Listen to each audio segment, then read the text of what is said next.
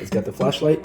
Actually, not bad at all. If you're looking for an amazing pump, this one's for you. Bikes, motorcycles, balls, anything. In addition, it has a built-in 20,000 milliamp battery for your phone or any other USB powered device. And this pump can inflate up to 150 psi. Stay tuned for the whole video. If you're looking for a portable pump, you may have found the answer. It would also inflate your soccer balls, basketball, and even with the right connector, you're going to be able to power your other devices. So this is a USB-C, as you can see, chargeable device. It's got an out for USB, so you can use this as a power bank. It's a built-in 20,000 milliamp lithium battery. Turn this on, so it powers on, and there you go. Easily set the PSI with the plus and minus, and then the pump will just start automatically and stop once it reaches the PSI. Okay, this is your flashlight button. So right here, you press it, it's got the flashlight. Actually, not bad at all. It's got a pretty decent. Now this is your strobe light. And then it's got the SOS programmed in as well. So you can just kind of leave this alone and then it's gonna just flash SOS for a long time and then off. Obviously everybody knows PSI, but if you want to go and switch it to bars or kPAs or kilograms per centimeter squared, you can do that as well. And then you can adjust these values as well. And another thing that I really like is that by default, it's got preset settings for different types of things. So most tires are inflated at around 34 PSI. If you have sports tires, you can go all the way to 36 for the backs, maybe 38 for the fronts. But most standard tires, 34 is correct. Then you press this, and then this is your motorcycle. So motorcycle tires and ATVs are at 40 PSI, and then standard regular bike is 38, which is true. 38 are bike tires. And then finally your soccer ball or your basketball is at 8. In order to add different attachments, you take this and you screw this into your pump. So you got your tire inflator option, and then if you remove that, you've got your ball option. And you can also get other types of adapters that will screw into this if you want to inflate paddle boards or mattresses and things of that nature, but they do not come with this pump. We've added the pump attachment. Let's insert it. And let's make sure we're on the ball. Now I know that this should be more about 6, not 8, so we're going to reduce that to 5.5 actually, and we're going to start it.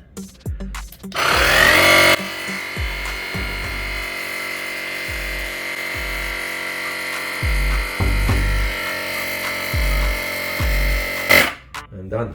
That's how quick we have our ball. In the package you get the smart tire inflator, you get the one long Schrader valve air hose, you get a Type-C charging port, you get a ball needle, and then you get your standard press-stop valve for bike tires and car and truck tires. Mountain bikes, electric bikes, motorcycles, cars will be equipped with the Schrader valve. So inflation, you're going to need to connect the Schrader valve with the Schrader valve interface on the high pressure air hose to inflate this. Road bikes and some mountain bikes need to use the press-stop valve, which is this, and it's also provided. The interface allows you to have a max for each item. So for example, let's switch to car truck. That maximizes at 51 PSI, but it by default is set at 36. If you switch to your motorcycle, this is 40 PSI, but the range is from 26.5 all the way to 44 PSI. You can't go anything before that. And if you switch the mode to regular mountain bikes or bicycles, it's 38 PSI, that's the default, but you can go all the way from 30 to 65 PSI. And then for the ball modes, it goes anywhere from 4 to 16. Our sweet spot is about 6.5. And the custom mode is this little person, and that is 100 PSI. So this goes 3 to 150. That's your maximum. So again, depending on what you're pumping. They're great enough to offer a chart of average PSIs for different types of balls, bikes, tires, and whatnot. The difference between every other car pump and this one is that this one has to be plugged into the lighter to even work. This one's got a built-in battery. So if your car just dies or whatever, and you also need to put the car on, by the way, in order for this pump to work. Otherwise, it just doesn't work. This one, let's remove it. There is no attachment. It goes right over. So you see that? So we're not gonna lose any air. These ones, they have this old school attachment. You press it in and you gotta bring this down in order for the air to stop, but sometimes the air still escapes. It says there's 40.5 PSI in here. Let's see if we can reduce that.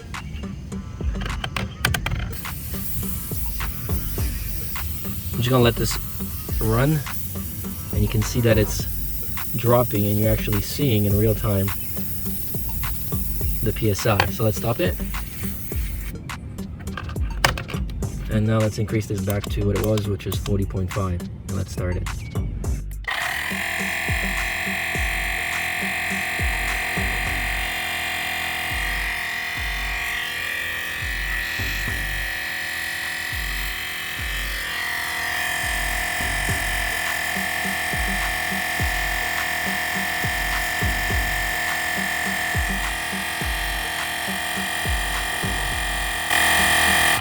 There you go.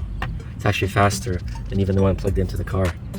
What else I dig about this particular device is that there is also a built-in USB, so I can go and bring devices like this camping with me and it will power them.